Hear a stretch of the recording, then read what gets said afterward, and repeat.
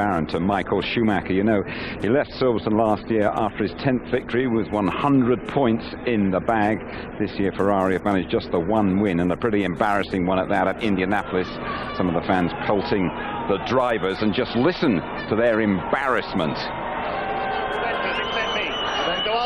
I'll bring the trophy to each of you. Shouldn't we go there? I think we've got to try it. If we don't decide again, there's going to be a lot of room. Oh yeah, we can handle both. Well, Michael Schumacher's only just made the top 10 this afternoon. I asked him to pinpoint the differences between F1 2005 and that magnificent 7th World Championship year. Well, the only one is that we have been obviously winning almost permanently last year, and this year we struggled to win. We won one race, which I don't think you want to call it a normal race. This is the contrast, but that's competition. We knew it could happen. We weren't looking for it, but that's the way things can turn around very quickly, one or the other way. And because of it, we know we can turn it around to our advantage in the future again. Do you still believe that you have a realistic chance of retaining your world title? It's obviously much smaller than any other of the last 5 seasons, no worries, and this is pretty clear, but there's no reason to yet give up.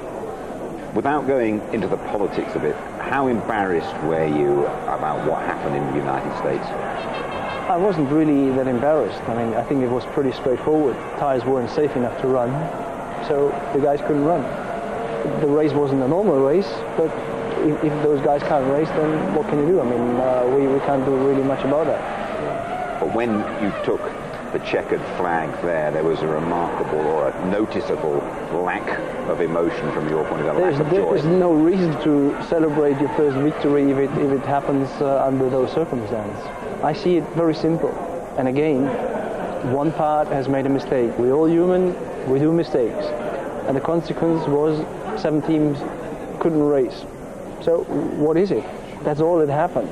Let's talk about Silverstone and your emotions really coming to Silverstone, particularly after what happened to you here in 1999. Well, I mean, 99 is so long ago, I don't really think much of that. I think of races I won here, good races I have driven, different races due to weather conditions, the race I won through the pit lane. So there has been quite a few things going on. I was going to say, things do tend to happen to you at Silverstone, don't they? In one or another way, but then there's other races it does happen too. I mean, it's not just Silverstone.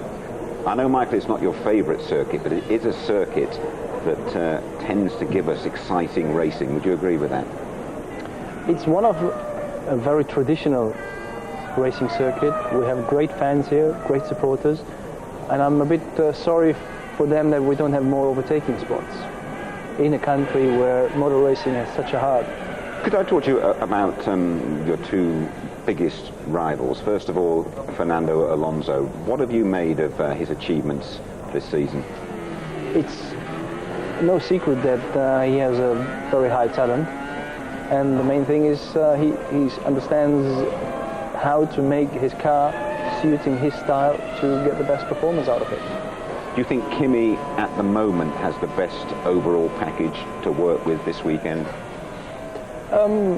In a way he certainly has, but for whatever reason they struggle to always give him the opportunity to prove that.